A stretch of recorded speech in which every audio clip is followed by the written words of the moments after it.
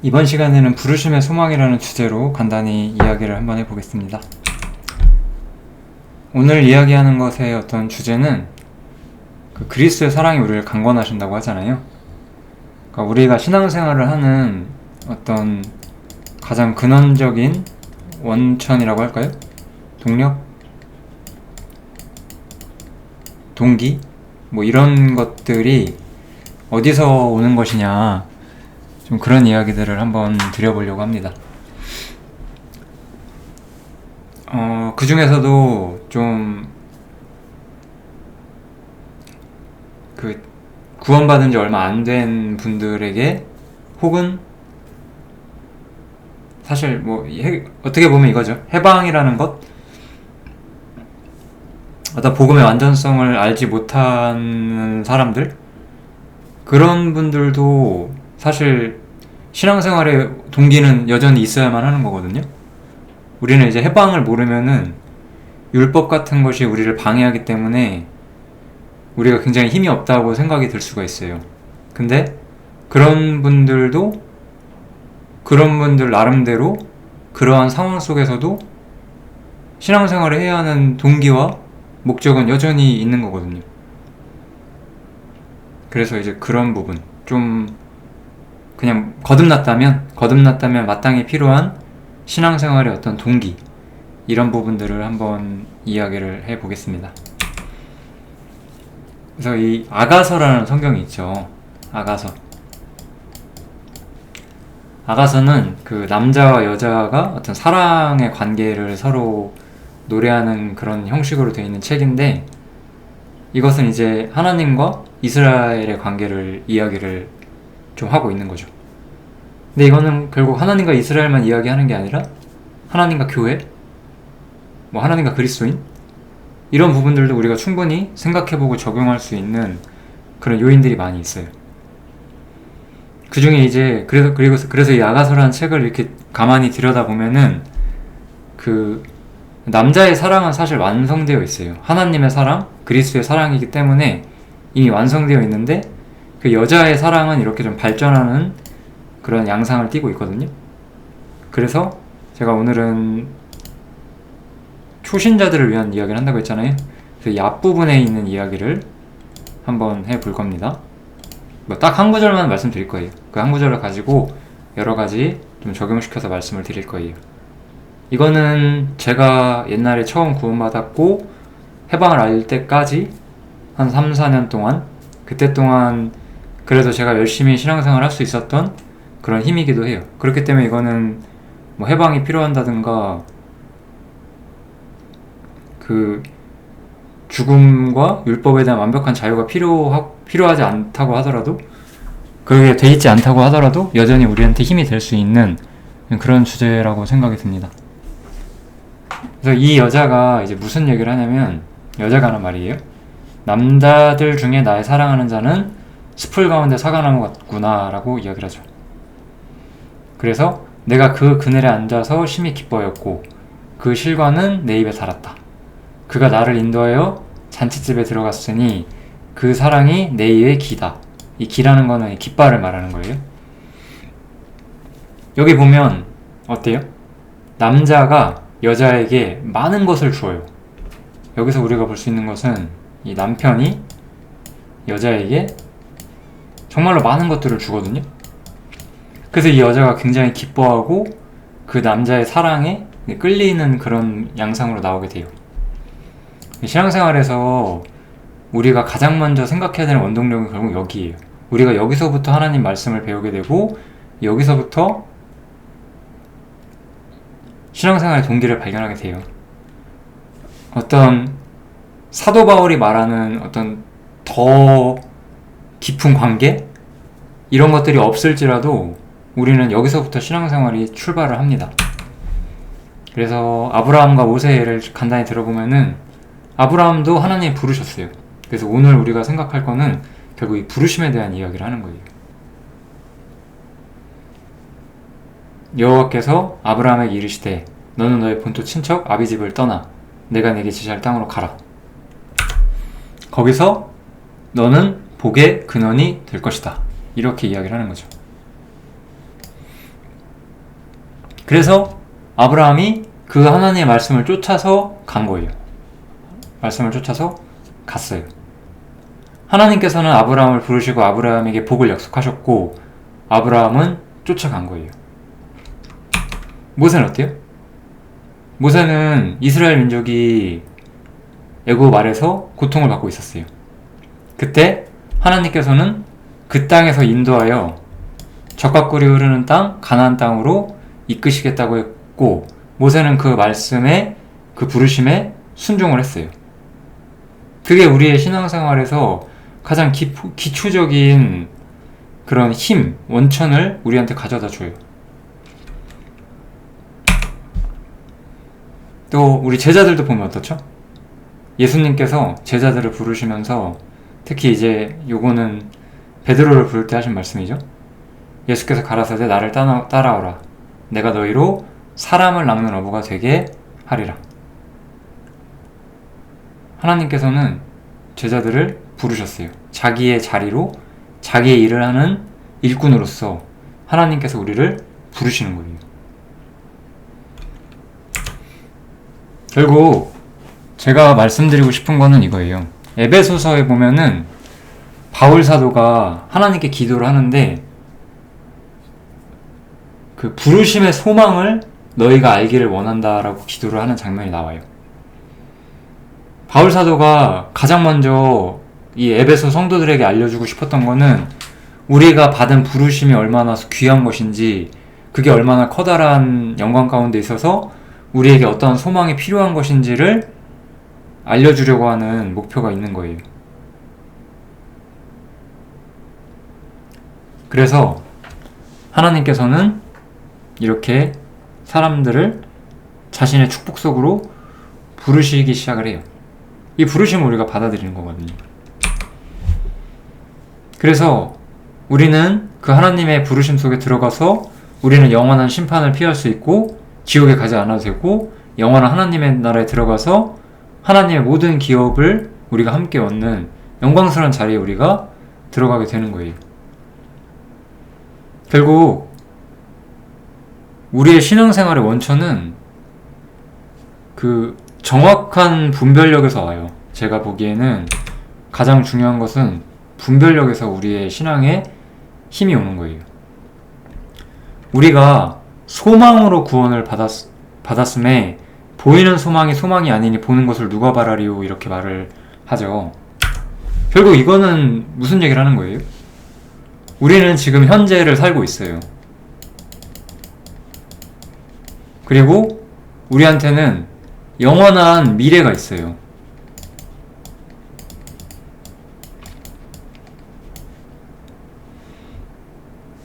그런데 어디에 우리가 투자하면 살 것이냐 이거예요. 저는 여기서 굉장히 좀 우리의 신앙의 어떤 기본적인 정체성을 결정을 해요. 갑자기 또 처음 얘기로 돌아가면 제가 사실은 훨씬 더 많이 받은 질문은 어떤 부분이냐면 나는 정말 하나님을 위해 살고 싶은데 왜 힘이 없을까요? 라는 질문이에요.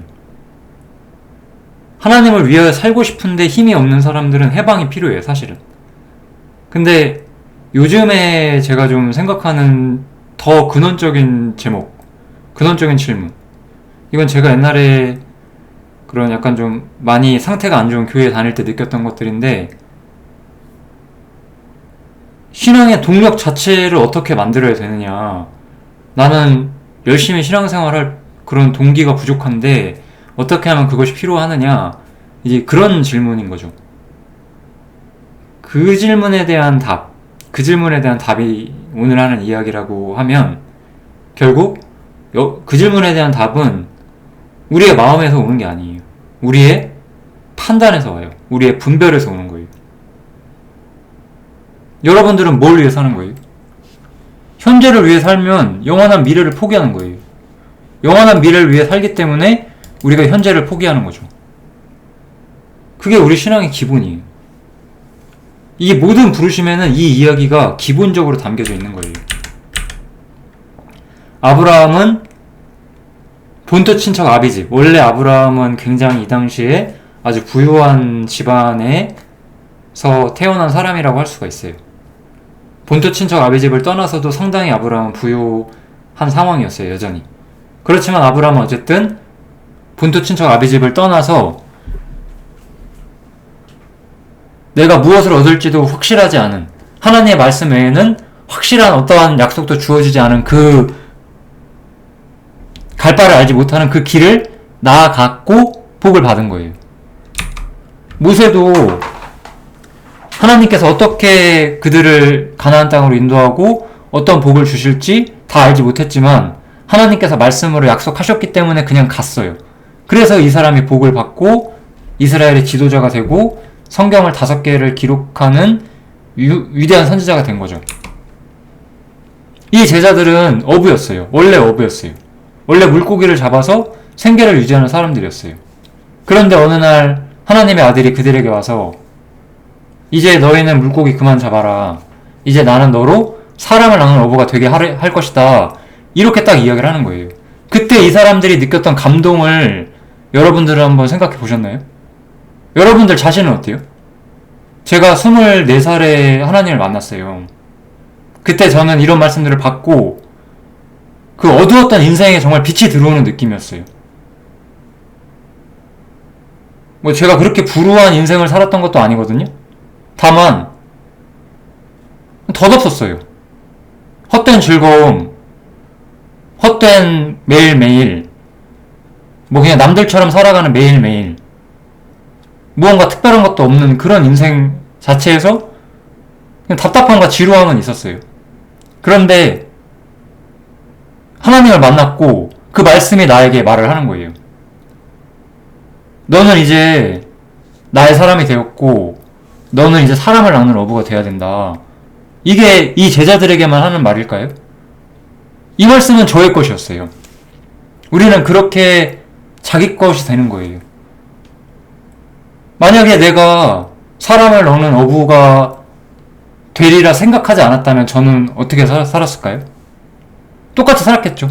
똑같이 공부하고 취직하고 좋은데 얻고 안정시키고 뭐 집 사고 차 사고 이런 사실상 그리 중요하지 않은 일들에 내 인생을 투자하면서 살았을 거예요. 그런데 어느 날 말씀이 나에게 딱 와서 나를 따라와라. 내가 너로 사람을 낚는 어부가 되게 할 것이다. 저는 주님을 따르겠습니다. 그렇게 된 거예요. 이 부르심, 소망에 대한 부르심, 하나님께 쓰임받는다는 그 약속의 말씀, 이런 것 때문에 우리가 하나님께 나아가는 거예요. 이거는 해방의 문제가 아니에요. 해방은 우리의 연약함, 우리가 주님을 따르고자 할지라도 내 연약함 때문에 좌절할 때 그 연약함을 어떻게 해결하느냐, 그 문제를 다루고 있어요. 그런데 근본적으로 왜 우리가 하나님을 따라야 되느냐라고 할 때 우리는 하나님의 부르심 때문에 따라가는 거예요.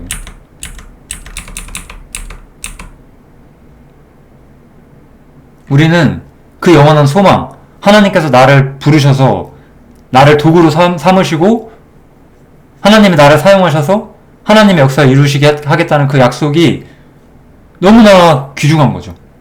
나 같은 죄인, 나같이 아무것도 아닌 사람을 하나님께서 부르셔서 하나님의 일을 하기를 원한다. 얼마나 감미로운 이야기예요, 그게. 그래서 우리는 그 이야기를 쫓아가는 사람들이 되는 거예요.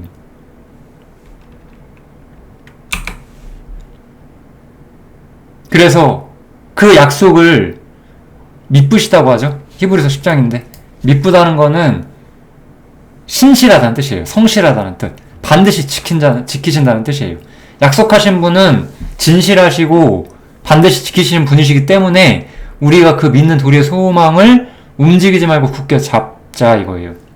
그 소망을 굳게 잡고 우리가 이 세상을 살아간다는 거예요. 우리가 이 세상을 사는 방법이 뭐예요? 믿음으로 사는 건데 믿음으로 산다는 건 결국 소망으로 사는 거예요. 장차 하나님의 나라가 오고 이 땅에서 수고한 우리들에게 하나님의 커다란 보상과 커다란 환영이 우리에게 있을 거라는 것을 우리가 기대하면서 하나님이 나를 만나주시고 하나님이 나를 만나기를 기대하신다는 것을 믿고 즐거워하면서, 그러면서 우리가 지금을 살아가고 있는 거거든요.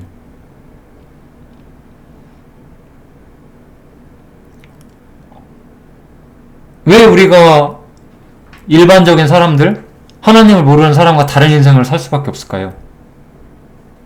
그들은 소망이 없잖아요. 그들은 소망이 없기 때문에 이 세상에 전부인 양 살기 때문에 그렇게 사는 거잖아요. 근데 우리에게는 소망이 있는 거예요. 우리에게는 이 땅이 아니라 장차오는 세계가 있는 거예요. 장차오는 세계가 있기 때문에 우리는 그것을 위해서 인생을 투자하는 거예요. 만약에 하나님의 약속이 부질없는 것이라면은 예수님의 이 말씀은 무슨 가치가 있는 거예요? 너희들 물고기 그만 잡고 나를 쫓아와서 사람 낚는 어부가 되라. 그게 무슨 의미가 있냐고요.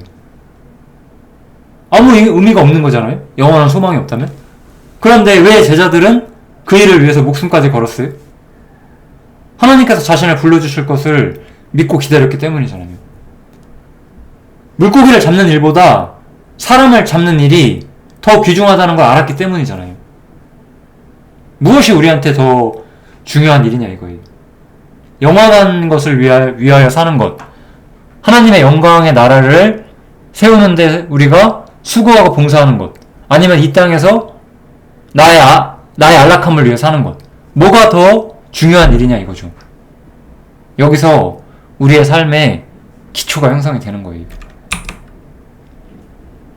성경은 분명히 우리한테 약속을 했어요. 우리는 하나님의 자녀다.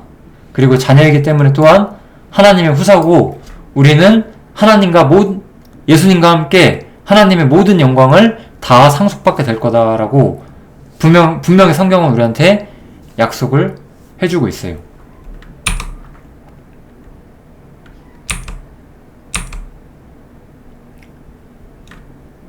요한복음 14장에 보면 이런 구절도 있죠. 내가 너희를 위하여 처소를 예비하러 가노니 너희를 위하여 처소를 예비하면 내가 다시 와서 너희를 내게로 영접하여 나 있는 곳에 너희도 있게 하리라. 주님께서 먼저 하늘에 오르셔서 우리를 위한 처소를 예비하신다잖아요. 우리를 위한 처소를 예비하시고 거기에 우리가 들어오기를 기다리고 계신대요. 얼마나 영광스럽죠? 전능하신 신이 이 땅에서 우리를 위하여 십자가에 죽으셨고 그걸로 영광을 얻으시고 이제 그 영광의 자리에 우리를 부르신다는 거예요.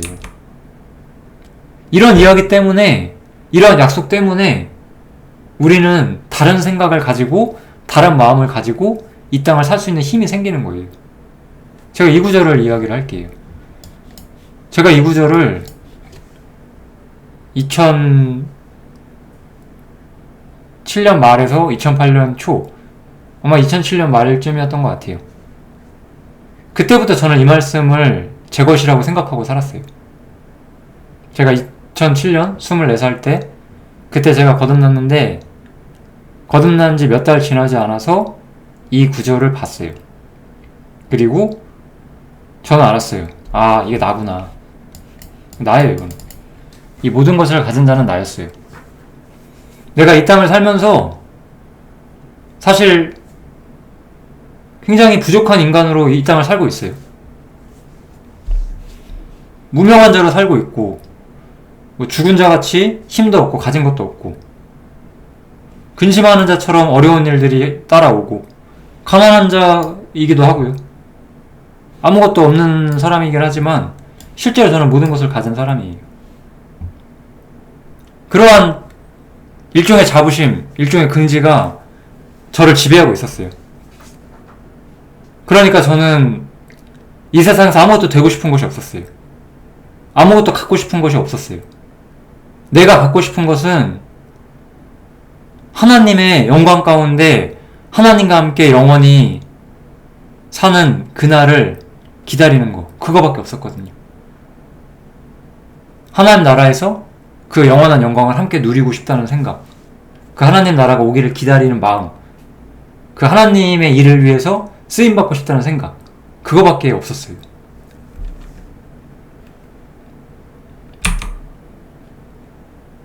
하나님은 그렇게 우리를 사랑하셨대요. 저러한 사랑과 약속이 어떻게 확증이 됐죠? 십자가를 통해서. 우리가 아직 죄인 되었을 때에 그리스도께서 우리를 위하여 죽으심으로 하나님께서 우리에게 대한 자기의 사랑을 확증하셨다. 이렇게 나오죠. 그가 우리를 위하여 목숨을 버리셨으니 우리가 이로써 사랑을 알고 우리도 형제들을 위하여 목숨을 버리는 것이 마땅하다. 우리가 주님의 십자가를 통해서 우리를 위하여 그 목숨을 희생하신 것을 보고 우리가 사랑을 아는 거예요.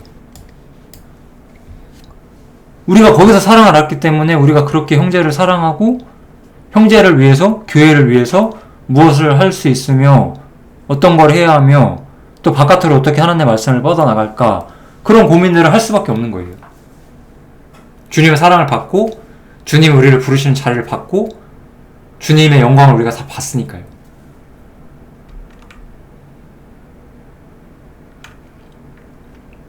자기 부인이나 더 높은 어떤 신앙적 덕목들을 어떤 해방을 아는 그리스도인들이 아는 그런 육신을 정복하는 것, 육신을 부인하는 것, 그런 것들을 신앙적 동기가 부족한 사람이 해낼 수가 없어요. 먼저 우리가 가져야 되는 건 동기예요. 그 동기는 어떤 점에서는 여전히 우리의 연약함 속에서 와요. 왜죠? 아까 우리 원동력 어때요? 이 여자가 어때요, 보면은? 이 여자는 자신이 남자를 어떻게 사랑하는지는 별로 말하지 않아요. 이 여자는 남자에게 자기가 얼마나 사랑받고 있고 남자가 자기한테 무엇을 주는지 그것에 꽂혀 있어요. 지금 이 여자는. 물론 우리의 신앙은 우리의 연약함을 경험하고 우리의 부족함을 경험하면서 전진해요. 그러면서 내가 아무것도 아닌 존재라는 걸 점점 알아가게 되고 아무것도 아닌 자에게 주어지는 사랑을 이해하면 이해할수록 순수한 사랑의 동기가 훨씬 더 우리를 지배하는 그런 신앙의 발전이 분명히 있습니다. 근데 그런 것들은 더 많은 경험과 더 많은 실패, 그리고 말씀에 대한 이해, 그리고 해방이라는 진리, 그 다음에 그 신약 성경을 관통하는 어떤 교회와 그 하늘에 속해 있는 교회에 대한 진리, 이런 부분들을 더 많이 우리가 알아가야 돼요. 그런 걸 우리가 모를 때 우리가 거듭나자마자 우리가 알 수 있는 것들은 무엇이냐?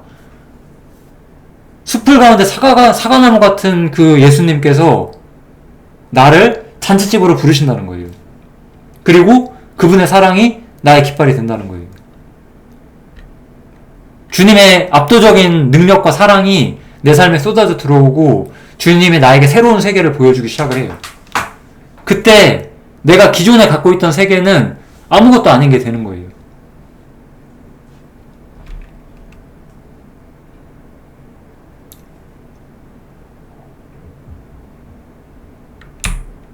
우리 한번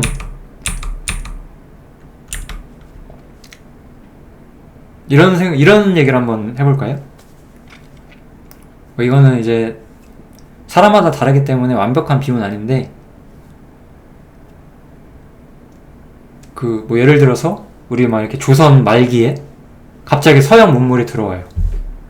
그러면서 막 사람들이 그 새로운 서양 문물이나 가치관, 그런 것들에 빠르게 이렇게 들어가게 되잖아요. 우리가 십자가를 모를 때 우리는 우리를 위하여 살 수밖에 없었어요. 근데 십자가를 알면 우리는 우리를 위해 살 수가 없게 돼요. 하나님께 지배받는 새로운 인생이 시작됐기 때문에 그래요. 우리는 말씀의 통제를 받지 않으면 불안해져요. 말씀의 영향은 바깥에 있으면 불안해요. 왜? 우리 하나님을 아는 사람들이라서 그래요. 우리는 사람의 떡으로만 사는 게 아니라 하나님의 말씀으로 살기 때문에 말씀과 멀어지면은 힘이 없어져요. 그 힘이 없어지는 게 좀 깨어있는 사람들은 자신이 연약하다는 걸 느낄 수도 있겠지만 더 연약한 사람들은 사실 잠자게 될 거예요. 영적으로 잠자는 뜻입니다. 감이 떨어진다는 거죠. 그렇지만 말씀을 사모하고 말씀을 가까이 하는 사람들은 삶의 모든 문제에 예민해질 거예요. 어떻게 하는 것이 신앙적으로 옳은 일인가를 끊임없이 고민하게 되죠. 주님의 사랑이 나를 그리로 불렀으니까. 그리고 어떠한 사람들은 제가 지금 보여드렸던 이런 말씀들이 다 자기 거라고 생각할 거예요. 모든 것을 가진 자라면 우리는 무언가를 얻기 위해서 그렇게까지 노력하면서 살진 않게 돼요. 하늘에 처소가 있기 때문에 땅이 아니라 하늘에 투자하는 사람으로서 살아가게 되는 거겠죠. 여러분들 자신이 사람을 낚는 어부라고 생각하지 않으시나요? 저는 제가 사람을 낚는 어부라고 생각해요. 지금도. 하나님께서 나를 사람을 낚는 어부로 여전히 부르셨어요. 하나님의 할 일이 여전히 저는 보이고 항상 보여요.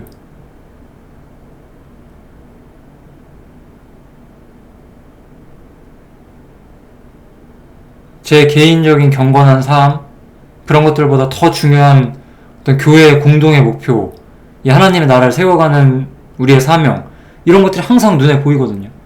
그런 걸 위해서 내가 해야 할 일, 그 앞길을 하나님께 알려달라고 항상 간구하면서 이 어두운 세상 속에서 하나님 말씀을 나의 등불로 삼아서 답을 찾아가면서 그렇게 살거든요.